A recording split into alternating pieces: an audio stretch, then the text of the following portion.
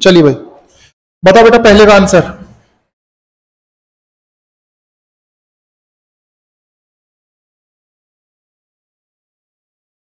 देखो भाई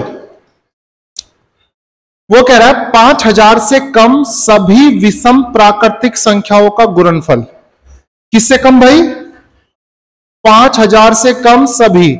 अच्छा बताइए सभी, तो भैया पहली कौन, फिर फिर फिर और ऐसे ही करते करते 5000 से कम मतलब 4900, यह है मल्टीप्लाई। लेकिन जब मैं ऑप्शन देख रहा हूं तो ऑप्शन मुझे दिखाई दे रहे हैं 5000 फैक्टोरियल, 5000 फैक्टोरियल, 5000 फैक्टोरियल। और फैक्टोरियल क्या होता है? फैक्टोरियल होता है भाई लगातार। फैक्टोरियल क्या होता है? लगातार। 1 गुना, 2 गुना, 3 गुना, 4 गुना, 5 गुना, 6 गुना। क्या ये लगातार है? तो बच्चे ऑप्शन के हिसाब से इसे मैनेज करते हैं, ऑप्शन के हिसाब से। अब ध्यान से देखना भाई, एक्चुअल में तो वैल्यू ये है, ये वैल्यू बतानी है मुझे, लेकिन ऑप्शन के हिसाब से डिजाइन कर रहे हैं। तो बच्चे क्योंकि ऑप्शन फैक्टोरियल में है तो फैक्टोरियल होता है लगातार।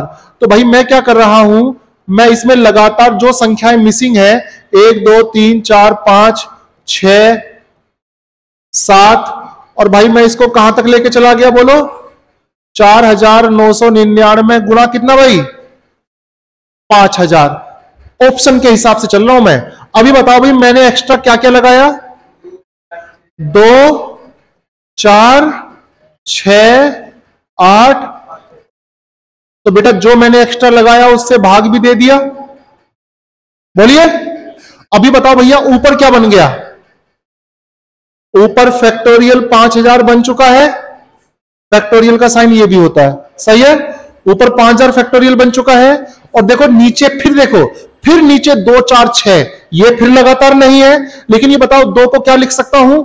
1 गुणा 2, इसे 2 गुणा 2, इसे 2 गुणा 3। चलो लिख देता हूं, इसे 2 गुणा 1 लिख सकता हूं, इसे 2 गुणा 2 लिख सकता हूं, इसे 2 गुणा 3 लिख सकता हूं, 8 को 2 गुणा 4 लिख सकता हूं। और ऐसे ही करते करते करते भाई 5000 को क्या लिख सकता हूं?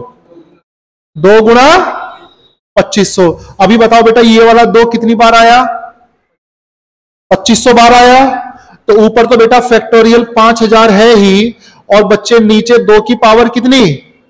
2500। और 2 की पावर 2500 के बाद फिर क्या बच गया? 1 गुणा 2 गुणा 3 गुणा 4, 1 गुणा 2 गुणा 3 गुणा, और ये भाई कहां तक?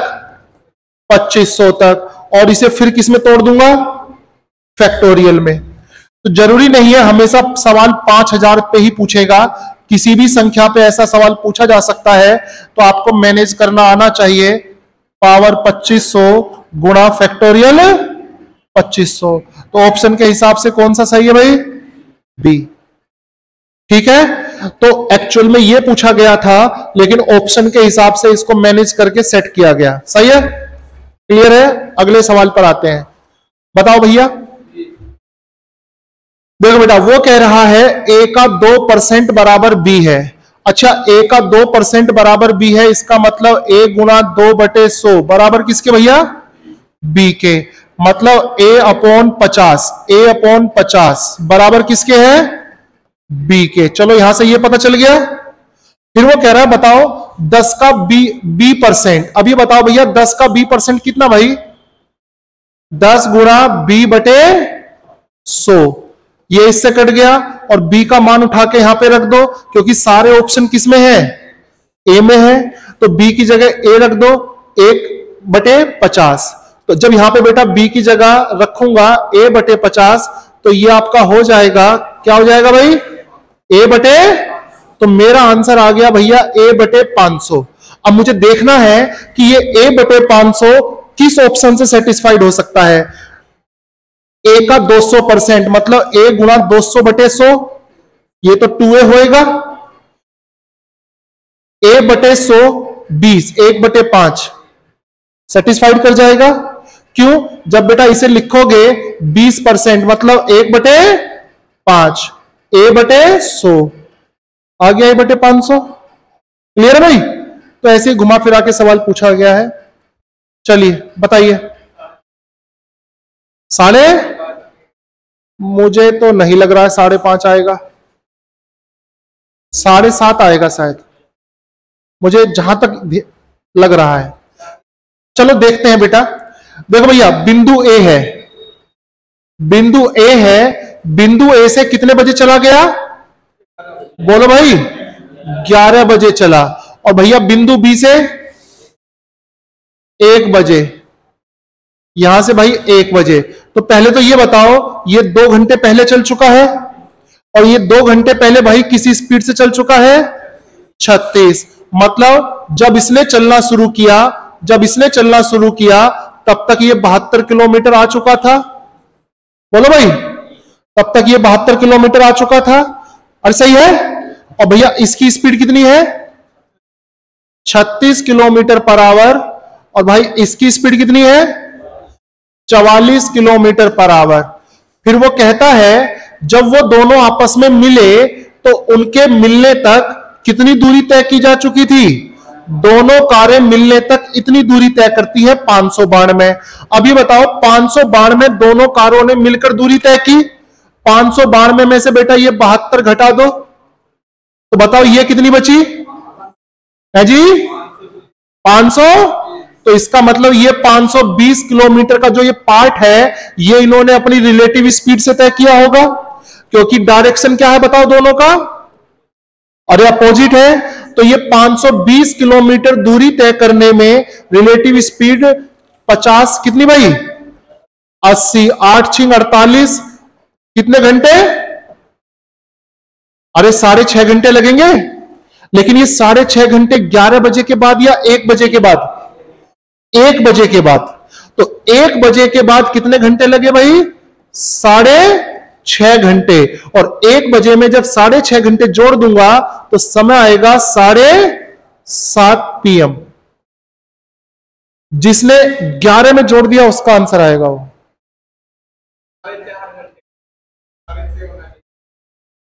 बिल्कुल, ये सवाल बहुत बढ़िया है भाई। एक सवाल और है, उसे मैं अगले टेस्ट में डालूंगा। हालांकि पहले मैं 2 अंकों का डालना चाहता था, लेकिन ये 3 अंकों वाला डल गया। एक सवाल ऐसा 2 डिजिट वाला भी है। चलिए भाई समझना बेटा इस सवाल को, बढ़िया सवाल है। किया किसी ने? कितना? हाँ। 3 अंकों की एक संख्या है में सैकड़े के स्थान का अंक, 3 अंकों की संख्या पहले मान लो भाई।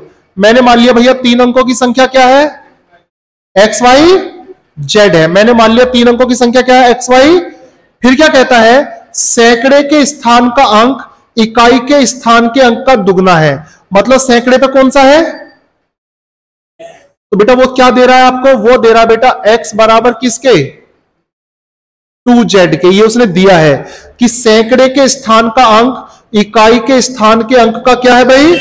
दुगना है। ये उसने बोला है। और संख्या के अंकों का योग कितना है? 18। तो भैया 2 चीज दे रहा है वो। एक तो दे रहा है बेटा x बराबर 2Z, और एक दे रहा है बच्चा x plus Y plus Z बराबर किसके? 18। ये 2 स्टेटमेंट उसने दिए हैं। कोई दिक्कत? और सही है। अच्छा ये बताओ भाई, तो संख्या बच्चे हमने XYZ मान ली है। संख्या हमने क्या मानी भाई? XYZ। चलिए अभी बताओ 3 अंकों की किसी संख्या को लिखने का तरीका क्या होता है? 100x आया हुआ सवाल है पेपर में, प्लस जेड। फिर कहता है यदि अंकों के स्थान को बदल दिया जाए तो संख्या इतनी घट जाएगी। अंकों के स्थान को बदल दो, यहां पर क्या आएगा भाई? ZYX। सही है। किस अंक को बदला उसने? इकाई और सैकड़े वाले को। अब बताओ भैया इसे लिखने का तरीका? 100Z प्लस और प्लस भाई, और वो कह रहा है जब अंकों का स्थान बदल दिया तो संख्या में कितने की कमी आ गई? मतलब ये वैल्यू और ये वैल्यू का जो डिफरेंस है वो किसके बराबर? 396। तो बेटा 100x plus 10y plus Z minus, जब ये घटाऊंगा तो माइनस का 100z माइनस का 10y माइनस का x। बताओ भाई किसके बराबर? 396। 10y से 10y कट गया, 99x बचा और माइनस 99z बचा और बराबर 396। 99 कॉमन लेके काट दिया, x माइनस z बराबर 4। x की जगह रख दू 2z, जब 2z रखूंगा तो 2z माइनस z, तो भैया z बराबर किसके 4। जैसे ही बेटा z बराबर 4 आया, x बराबर 8, x बराबर 8। अब जैसे ही x बराबर 8 आया, 8 और 4 12, तो बच्चे y बराबर 6। तीनों डिजिट पता चल गई, बस रख दो। इसका मतलब भाई संख्या क्या थी, संख्या थी आपकी 8 6 4, 864 आपकी संख्या थी। पूछ क्या रहा है, तो संख्या के सैकड़े तथा दहाई के अंक का अंतर, सैकड़े और दहाई के अंक का अंतर कितना भैया 2। सही है भाई, अच्छा सवाल था।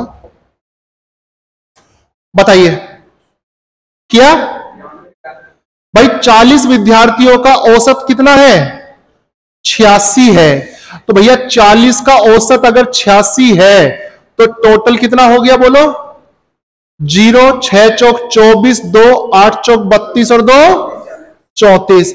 फिर कह रहा है यदि 5 हाईएस्ट हटा दिए जाएं, तो अगर 5 हाईएस्ट हटा देगा तो पहली बात तो 35 बचेगा और औसत में 1 की कमी आ जाएगी, तो औसत किस पे आ जाएगा भाई 85 पे। 35 पंजे 175, 17 कैरी कर लिया, 35 अट्ठे 280 और 280 और 17 297। और सही है, तो जब घटाऊंगा भाई 10 में से 5 गया 5, 13 में से 7 गया 6, 13 में से 9 गया 465। अभी बताओ ये जो टोटल है ये कितने का है, ये तो 5 का है, तो औसत निकालूंगा तो 465 बटे 5, 5 नीम 45, 1 5 तिया 15, तो भाई औसत कितना आ गया 93। भाई पता चल गया ना कैसे किया है, सिंपल था ये। अगले पाते हैं, किया 6 आएगा। देखो भैया सिंपल सा एक फार्मूला है, उसने क्या पूछा आपसे, अब देखो एक तो बेटा ये स्टेटमेंट दिया है, एक ये स्टेटमेंट दिया है, एक ये स्टेटमेंट दिया है और ये पूछा है, तो एक ही फार्मूला मेरे दिमाग में भी चल रहा है कि भैया a cube plus B cube plus C cube minus 3ab बराबर a plus B plus C, और भाई ये होता है फिर आपका a square plus B square plus C square, minus common ले लो ab plus B C plus C A, ये एक फार्मूला होता है। अब देखो भाई आपको ये पता है, आपको भाई ये भी पता है, आपको भाई ये भी पता है, ये आपको निकालना है, तो बताओ किसकी कमी है फिर, ए बी बी सी और सी ए की। लेकिन हम एक फार्मूला जानते हैं क्या, a प्लस बी प्लस सी का होल स्क्वायर। मैं लिख के दिखा रहा हूं, जो बच्चा इस सवाल को अपने लिए करेगा, जिस बच्चे को ये सारी चीजें पता है, उसे फार्मूला लिख के सजाने की जरूरत थोड़ी पड़ेगी, वो तो ऐसे ही लगा देगा। इसका वैल्यू 6, 6 का स्क्वायर 36, इसका value 14 plus 2 A B plus B C plus C A, तो भैया 36 में से 14 गया 22, 2 से काटा, तो A B plus B C plus C A बराबर किसके भाई 11। बस वैल्यू पुट कर दो, इसका वैल्यू बताओ कितना दिया है भाई 36 माइनस 3 ए बी सी, इसका वैल्यू कितना दिया है 6, इसका वैल्यू कितना दिया है 14, इसका वैल्यू कितना निकाला हमने 11, 14 में से 11 गया 3 18, तो बेटा 3 ए बी सी बराबर 18 ही आ जाएगा, ये इधर आएगा 18 उधर जाएगा, तो भाई ए बी सी बराबर 6। ये जो मैं फार्मूले लिख के दिखा रहा हूं आपको लिखने नहीं है, आपको पता होने चाहिए। क्या है जी 8/3। देखो भैया सिंपल सा बोर्ड मास है, माइनस तो है ही, माइनस का 2 स्क्वायर, सही है भाई, माइनस माइनस प्लस का 6। अच्छा इसे जानते हो, इसके अंदर नेगेटिव वैल्यू बाहर आके क्या हो जाती है पॉजिटिव, तो भैया कितना 6, भाई 18 माइनस, अब बताओ पहले भाग दोगे कि गुणा करोगे? पहले भाग दोगे, 3 9, तो बच्चे क्या हुआ 3 गुणा 5 माइनस 2 का स्क्वायर 4, तो भैया माइनस तो पहले रहेगा ही, पर बाहर वाला तो रहेगा ना, और प्लस कितना 12, 18 में से 15 गया 3, तो आंसर आ गया 8/3। ठीक है,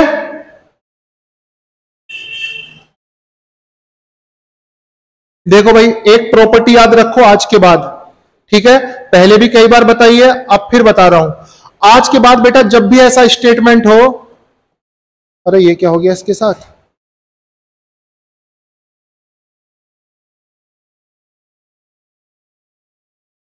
देखो भाई आज के बाद जब भी ऐसा स्टेटमेंट हो, A sine theta plus B cos theta बराबर कुछ दे दे, जैसे मान लो बच्चे एम दिया हुआ है और बी साइन थीटा माइनस ए कोस थीटा, मतलब आज के बाद जब भी ऐसी सिचुएशन हो कि एक स्टेटमेंट साइन प्लस कोस पे हो और एक स्टेटमेंट साइन माइनस कोस पे हो, एक स्टेटमेंट साइन प्लस कोस पे हो और एक स्टेटमेंट साइन माइनस कोस पे हो, लेकिन साथ ही साथ वहां पर एक खास बात और हो रही हो।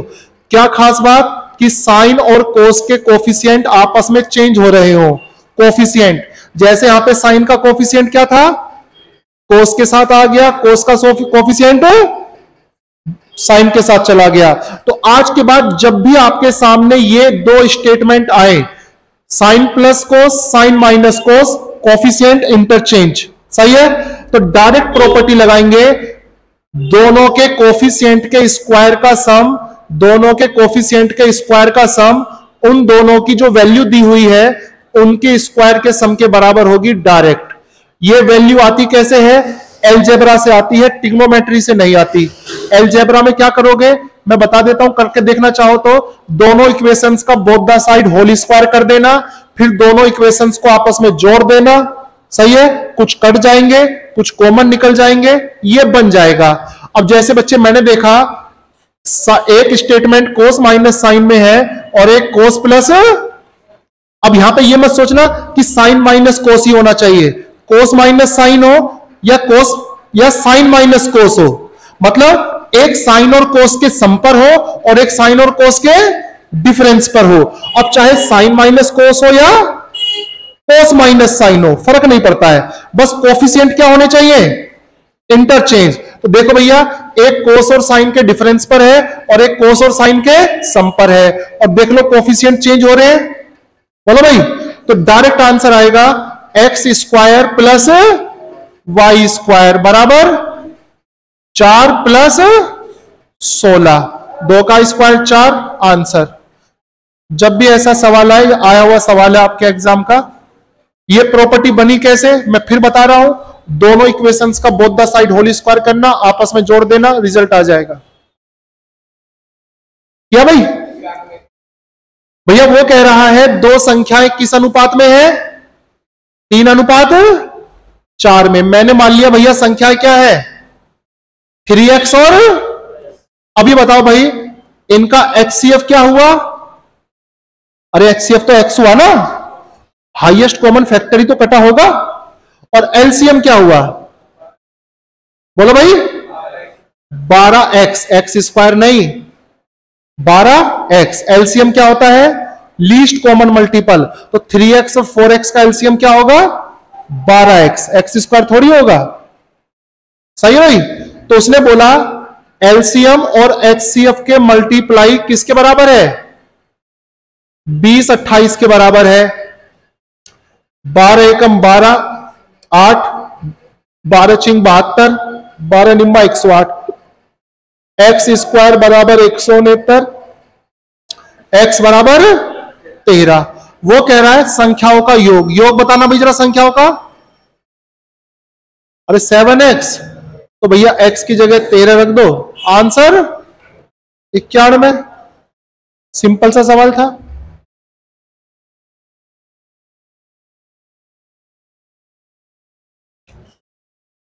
किया होगा तुमने कितना? भैया रेट कितनी है? फ्रैक्शन कितना भाई? 1/5, 25। एक वर्ष के अंत में इतनी हो जाती है ब्याज की धनराशि, अर्धवार्षिक हो। अर्धवार्षिक, अच्छा ये क्या है भाई, पर। तो ये बताओ बेटा, पर एनम अगर 1/25 है तो पर 6 मंथ पे क्या होगी? सिखाया हुआ है तुम्हें ये सब। 1/50, 1/50 कितनी बार? 2 बार। तो 50 का स्क्वायर 2500 और 51 का स्क्वायर भाई 50 से 51, 50 से 51 और 2601 का वैल्यू दिया हुआ है 7803 रुपए। कितने गुना? 3 गुना। तो भैया यहां भी 3 गुना। आंसर 7500। सही है, इतना ही आसान था।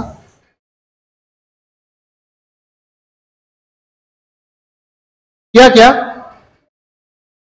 चलो देखो मैं बताता हूं बच्चे। वो कह रहा है एक कंपनी में ए और बी के लाभ या हानि का अनुपात इतना है, 3:2 है। ओके, 3:2 है। फिर कहता है कंपनी में एक नया साझेदार आया सी और जो लाभ का कितना ले लेगा? 1/4। और ये 1/4 उसने किससे लिया? ए और देखो, कंपनी में एक नया साझेदार आया सी, उसने लाभ की हिस्सेदारी में 1/4 लिया और सी ने ए और बी से समान अनुपात में लाभ लिया। मतलब जैसे पहले बिजनेस में ए और बी थे तो लाभ ए और बी के बीच बट रहा था। सी आके बोला कि मैं टोटल प्रॉफिट का 1/4 लूंगा और दोनों से बराबर बराबर लूंगा। सही है, चलिए तो भैया टोटल प्रॉफिट पहले कुछ मान लेते हैं। कुछ भी मान लो, कुछ ऐसी संख्या मानो जिसका 1/4 करना आसान हो। चलो बेटा, मैंने टोटल प्रॉफिट कितना मान लिया? 200 मान लिया। कितना मान लिया भाई? मैं टोटल प्रॉफिट 200 मान लेता हूं। 5 चौक 20। इसको ऐसे मत लिखो, तुम कंफ्यूज हो जाओगे। चलो भाई, मैंने टोटल प्रॉफिट भैया पहले 200 मान लिया। अब जब 200 था तो 200 में से इसे कितना मिलता था भाई? 5, 3:2 में बांटोगे ना, 5 चौक 20, तो इसे मिलता था भैया 120 और इसे मिलता था 80। फिर बाद में सी आया, सी आके बोला मुझे टोटल प्रॉफिट का 1/4 चाहिए। अब बताओ टोटल प्रॉफिट कितना है? तो 200 का बेटा 1/4। लेकिन उसने ये भी बोला है कि ये जो मेरे पास आएगा वो ए और बी से बराबर बराबर आएगा। तो इस 50 में से 25 किस में से आया? ए में से। जब इसमें से 25 घटेगा तो कितना बचेगा? 25 इसने दिया और 25 इसने दिया। जब इसमें से 25 जाएगा तो कितना बचेगा? 55। तो भैया अब इसके पास 95 है, इसके पास 55 है, इसके बाद 50 है और टोटल प्रॉफिट कितना है बीबी? 200 है। रेशो काट लो, 5 से 19, 5 से 11, 5 से 10। सवाल को ध्यान से पढ़ोगे तो समझ में आएगा ऐसा क्यों हुआ। फिर सुन लो भाई, देखो क्या कह रहा है। पहले ए और बी 3:2 में बांटते थे जब तक सी नहीं था। सी के आने के बाद सी ने बोला टोटल प्रॉफिट का 1/4 लूंगा और ए और बी से बराबर बराबर लूंगा। तो टोटल प्रॉफिट मैंने 200 एज्यूम किया, कुछ भी मान लेना। 200 का 1/4 50 इसे दे दिया। लेकिन ये 50 आएगा कहां से? ए और भाई प्रॉफिट नहीं बढ़ा है, हिस्सेदार बढ़ा है, तो ए और बी के हिस्से से निकल के आएगा। तो 50 में से 25 दोनों से निकाल के दे दिया। नया रेशो तीनों के बीच ये आ गया। सही है, कर लिया होगा। 2014 में ई, 2014 में ई 53, 2016 में सी 77। इन दोनों का कंबाइंड रेशो बताना है। 2014 में बी 56 और 2013 में डी 35। वो कह रहा भैया रेशो बता दो। तो भाई ये हो गया 7 और 3 10, 12 और 1 30 और ये हो गया आपका 91। और भाई 13 से 10 बार कटेगा और 13 से 7 बार कटेगा। सही है, सिंपल सा सवाल था। देखो भैया, एक व्यक्ति धारा की दिशा में नाव 4 घंटे में 18 किलोमीटर जाता है। धारा की दिशा में तो ये बताओ डाउन स्ट्रीम स्पीड कितनी हुई? 18/4, मतलब 4 चौक 16, 4 पंजे 20, मतलब 4.5 किलोमीटर पर आवर। ये धारा की दिशा में गति हो गई और धारा के प्रतिकूल 12 घंटे में वापस आता है। तो भाई 18 किलोमीटर वापस आ रहा है, जितना गया है उतना ही वापस आएगा। तो ये हो गई भैया 12 एकम 12 और 12 पंजे 1.5 किलोमीटर पर आवर की स्पीड हो गई। और वो कह रहा है धारा की गति बताइए। अब जिन बच्चों ने बोटन स्ट्रीम पढ़ा है वो जानते हैं वाटर की स्पीड होती है down stream minus up stream upon 2। तो 4.5 में से 1.5 गया तो 3 बचे 2, आंसर 1.5।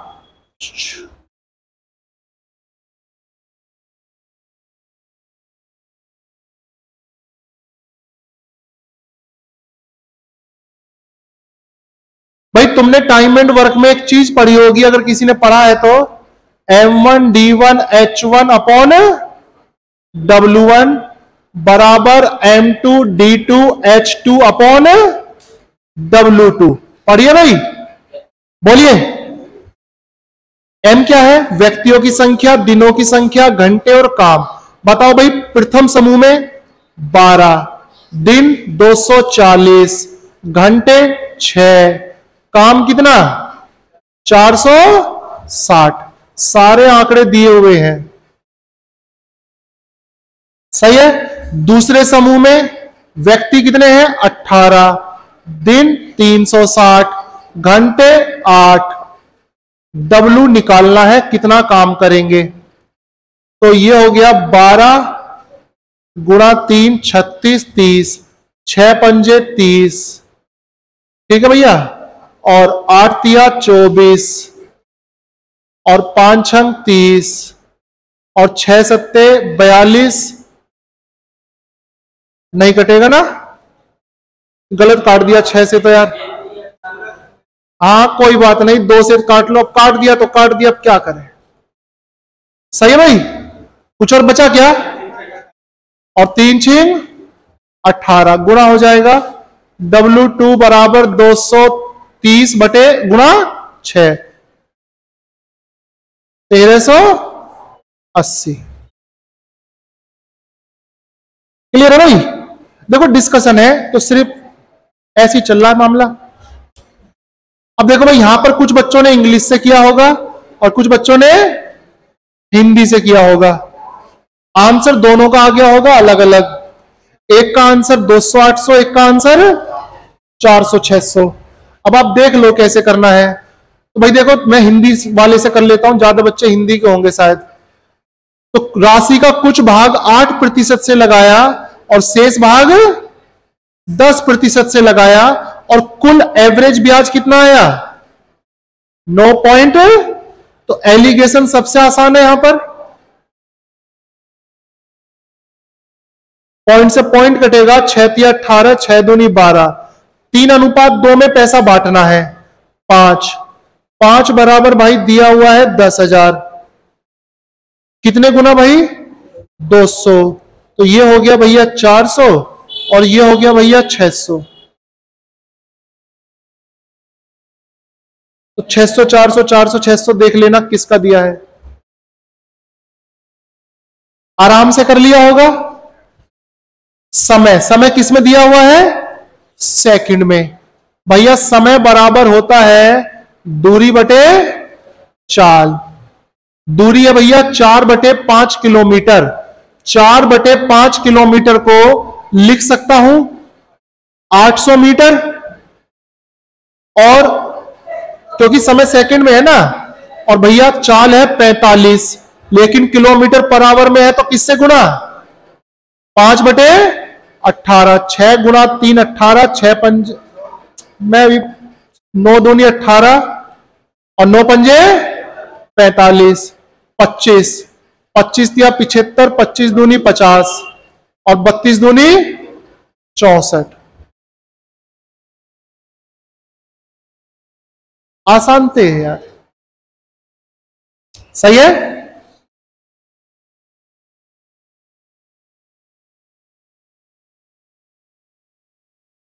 जैस्मिन अपनी वस्तुओं के अंकित मूल्य पर 4% की छूट देती है, फिर भी 20% लाभ कमाती है। बहुत बार बताया मैंने कॉन्सेप्ट, कई बार टेस्ट में आया ना भाई। जब भी बच्चे दो चीजें दी हो, क्या, छूट और, जब भी किसी वस्तु पर छूट और लाभ दिए हो तो आप सीपी एमआरपी का रेशो डायरेक्ट निकाल दीजिए, 100 minus discount upon 100 plus profit. सही है।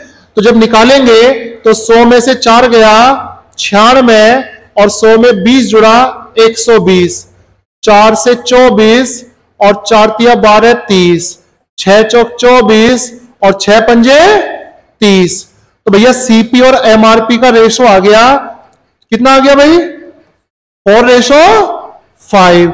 और 5 बराबर किसके दिया हुआ है, 850, 17 पंजे 85, 170 गुना।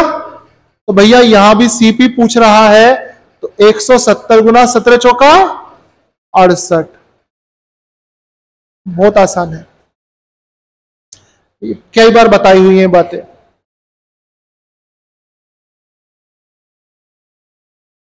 बताओ भैया, है जी। 1 पॉइंट, पाइप ए 350 लीटर धारिता वाले टैंक को 350 लीटर कितने मिनट में भर सकता है, बोलो भाई, 3.5 मिनट में। तो 0, तो भैया इसकी आ गई 100 लीटर पर मिनट। इसकी कैपेसिटी क्या आ गई भरने की, 100 लीटर पर मिनट।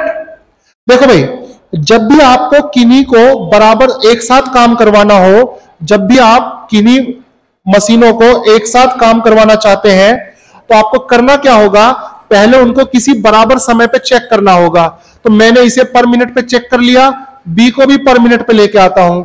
बी क्या कर रहा है, 780 लीटर 26/3 मिनट में भर रहा है।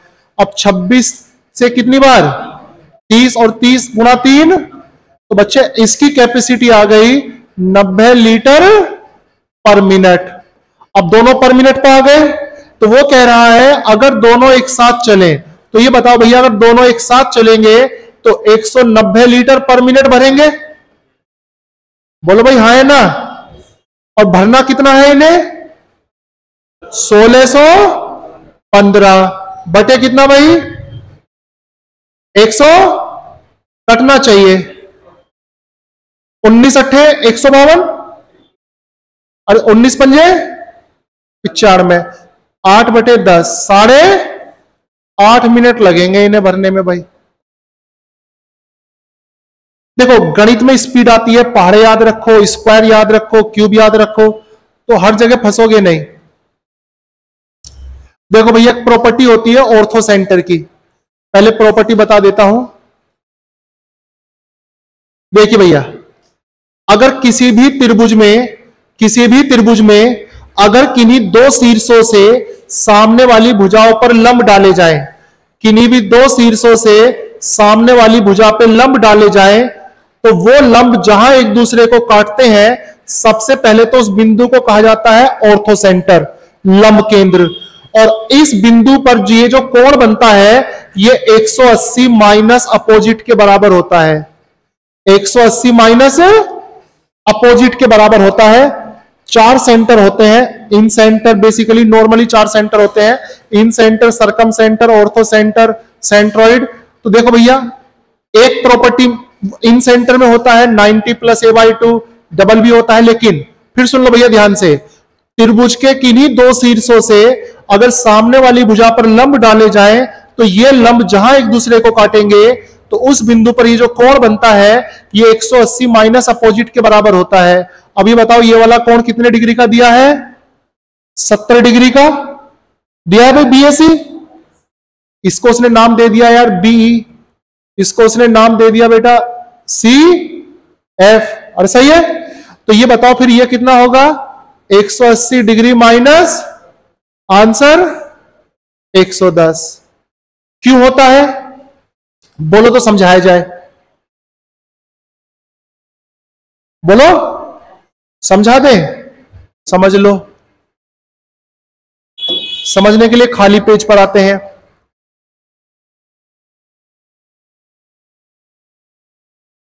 अब देखो भाई ऐसा होता क्यों है वो भी समझ लीजिए, लगे हाथ। मान लो भैया त्रिभुज एबीसी है, भाई मैंने बी से लंब डाला एसी पर, और भाई मैंने सी से लंब डाला AB पर, और ये लंब एक दूसरे को किस पर काट रहे हैं?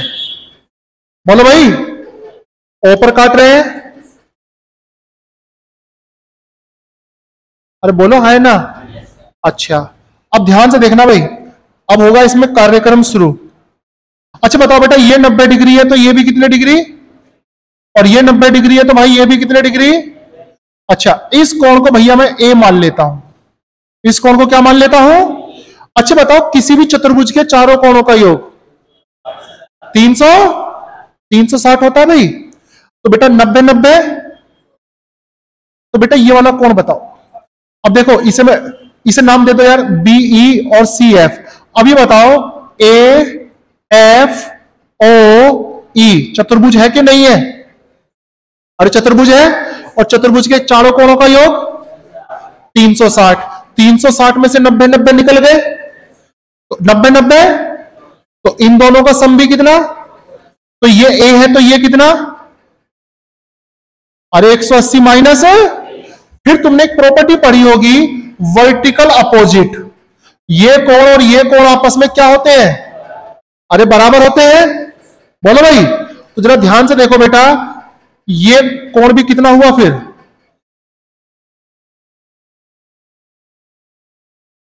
ऐसे बनती है प्रॉपर्टी। सही है, तुम याद रखोगे, तुम्हें इसमें नहीं फंसना है। कभी वहां पे सोचो बना के दिखा देता हूं इसे आज मैं।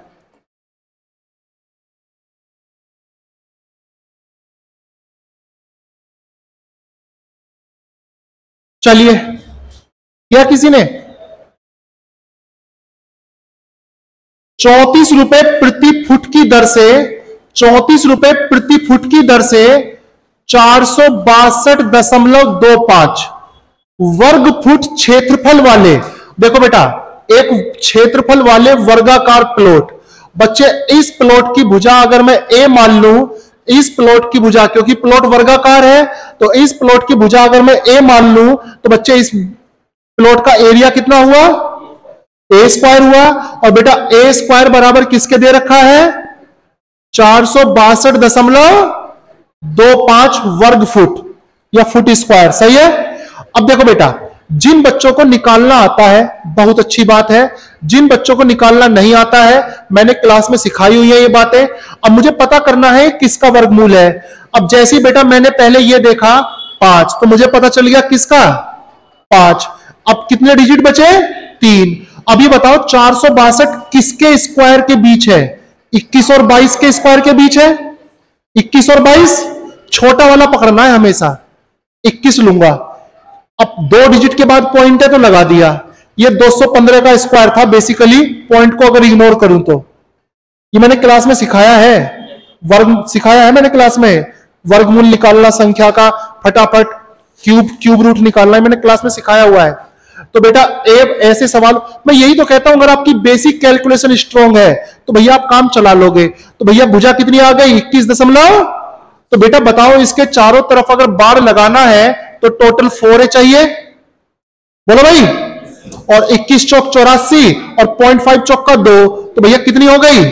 86। तो भैया 86 फुट आपको चाहिए बार, 86 फुट चाहिए। और रेट क्या है भैया? 34 रुपए फुट। तो 34 की गुणा कर दो इसमें, और सही है। अब यूनिट प्लेस देखकर अगर आंसर दूं तो 6 चौक 24, यही आएगा। ये तो हो ही नहीं सकता, कैन नॉट बी डिटरमाइंड। सही है। अरे क्लियर है भाई। अब देखो इस सवाल में बस लॉजिक। अच्छा, जो बच्चे ऐसे नहीं कर पा रहे हैं, जिनको नहीं आता है, तो वो भी उनके पास दूसरा इलाज होगा। कौन सा वाला इलाज बेटा? 462.25, ये कर करके, ये कर करके, ये कर करके, याद है ये भी? पेड़ बना लो। सही है। लेकिन कॉम्पिटिटिव एग्जाम्स उसको अलाउ नहीं करेगा, आपको उतना समय नहीं होता, तो ये आपको सीखने पड़ेंगे अगर नहीं आते हैं तो। त्रिभुज के 2 कोणों का योग भैया कितना है? मैंने मान लिया भैया 2 कोण है x और y, तो x प्लस वाई बराबर कितना भाई? मैंने मान लिया भैया दो कोण है एक्स और वाई, और कह रहा है इनका अंतर पाई बटे 12, पाई का वैल्यू 180 डिग्री बटे 12, तो भैया ये तो कितना आ गया 15। कह रहा है बड़ा वाला बताइए, बड़ा वाला हमने x माना है, तो दोनों को जोड़ दूंगा तो बेटा 2x बराबर 150, और भाई x बराबर 75, लेकिन डिग्री में आंसर नहीं है, आंसर किस में है पाई में। अब आप जानते हैं, बहुत बेसिक सी बात आप जानते होंगे कि भैया 180 डिग्री बराबर किसके पाई, तो बेटा 1 डिग्री बराबर किसके पाई बटे, तो इस रिलेशन का इस्तेमाल किया जाएगा। तो भैया 75 डिग्री बराबर किसके 75 डिग्री पाई बटे 100, सही है। 15 से तो 5 पाई बटे 12।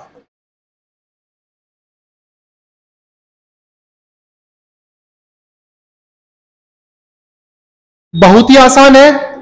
यदि ए की आय बी से 25% कम हो, तो मतलब इसकी 4 मान लूं तो इसकी कितनी भाई 25% कम।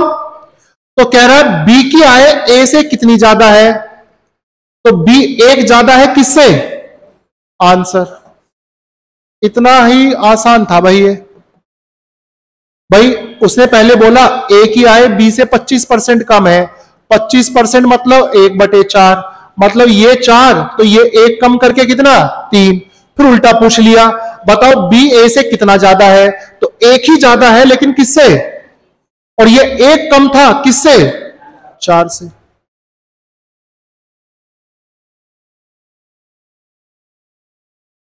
क्या किसी ने नहीं किया। देखो भैया एक है रसायन, और रसायन के साथ क्या मिलाया पानी।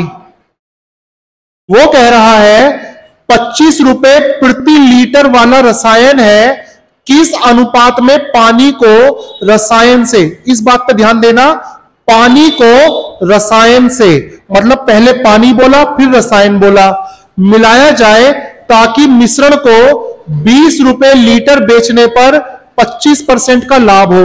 सबसे पहले तो आप क्या कीजिए, मिश्रण का जो मूल्य बताया है वो 25% लाभ के साथ बताया है, तो सबसे पहले तो इसे कॉस्ट प्राइस में चेंज करते हैं कि मिक्सचर का 125% बराबर किसके है भैया, अरे 20 रुपए लीटर दिया है, ये 20 रुपए लीटर में 25% प्रॉफिट है, तो पहले इसे कॉस्ट प्राइस पे लेके आओ।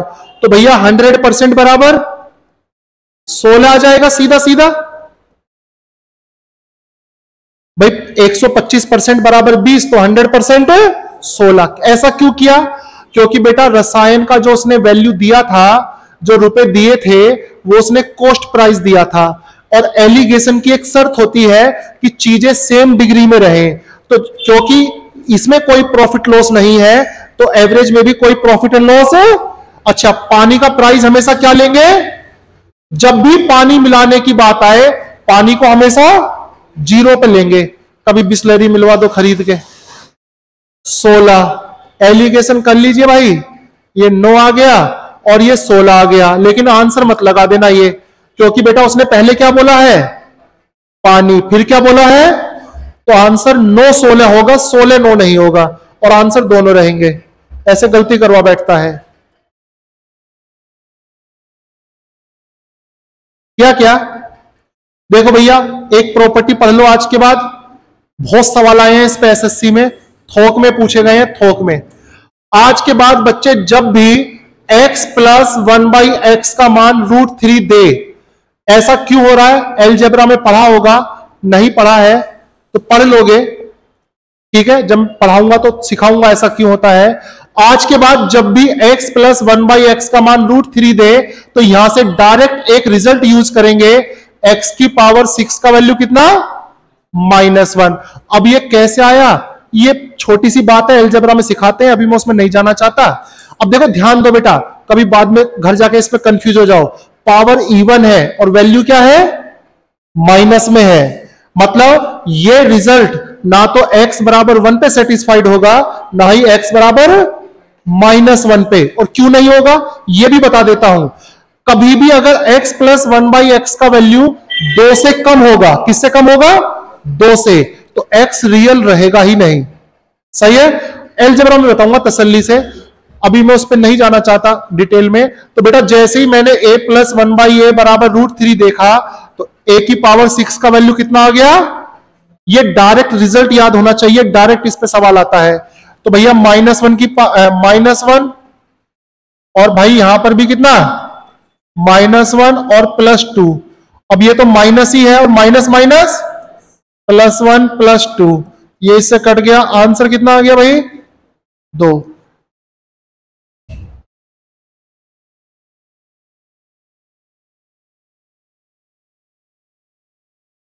11.6%। सुधा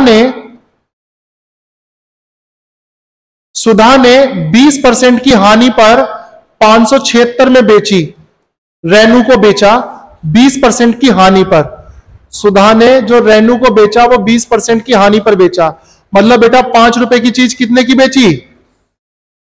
4 की बेची होगी। और 4 बराबर भाई किसके दे रहा है? 576। 4 एकम 4, 4 चौक 16, 4 चौक 16, 144 पंजे 700। तो मुझे पता चल गया सुधा के लिए उस वस्तु का प्राइस कितना था? 720 था। फिर क्या कह रहा है? रेनू ने परिवहन पर 224 रुपए खर्च कर दिए। चलिए, तो 224 रुपए इसके कॉस्ट प्राइस में और जुड़ जाएंगे।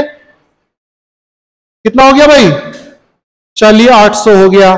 फिर क्या कह रहा है? खर्च की और इसे रघु को ऐसी कीमत पर बेचा, रघु को ऐसी कीमत पर बेचा जिससे सुधा को 24% लाभ हो, सुधा को 24% लाभ हो। अब देखो भैया, रघु मतलब रघु को ऐसी कीमत पे बेच रहा है कि सुधा को 24% लाभ हो। तो ये बताओ भैया, सुधा का कॉस्ट प्राइस कितना था? और 724 का 124% निकाल लूंगा, इसका मतलब रघु को इतने में बेचा। सही है? और रेनू को पड़ी कितने की? 800 की। फिर कह रहा है बताओ रेनू का लाभ। तो देखो भाई, कैलकुलेशन थोड़ी सी टिपिकल हो जाएगी, तुम थोड़ा सा चालाकी दिखाओ। रेनू को इतने में पड़ी और रघु को इतने में बेची, तो कैलकुलेशन में मत जाओ भाई, अनुपात निकाल लो, आसान हो जाएगा शायद। 0 से 0 कट गया भाई, 2 से 5 बार, और 2 से भाई 2 छिक्का 12 62। ठीक है? और अनुपात निकालेंगे तो 8 निम 72, और 8 से कितना भाई? 100। 5 इधर भाग जाएगा, 500, क्योंकि मुझे तो प्रतिशत में आंसर बताना है, तो अनुपात से काम चल जाएगा। 9 दूनी 18, 54 और 1 55। तो भैया 500 रुपए की चीज कितने में बिकी? 558 में। 58 रुपए का प्रॉफिट किस पे? 500 पे इंटू 100। ये कट गया और ये आ गया 5 एकम 5, 5 एकम 5, 5 छंग 30, 11.6 का प्रॉफिट है। तो भाई देखो, गणित एक चालाक ऐसा विषय है कि नॉलेज भरपूर होनी चाहिए और मौके के हिसाब से चालाकी आनी चाहिए। ऐसा नहीं है कि मुझे कैलकुलेशन करनी आती है तो मैं करूं ही करूं। जैसे ही मैंने देखा कि यहां पर यार ये कटेगा वटेगा नहीं, और मैंने देखा आंसर परसेंटेज में चाहिए, तो मेरे पास इसके पैसे और इसके पैसे का अनुपात में चला गया। सही है? तो गणित ऐसी ही चीज है कि आप इसे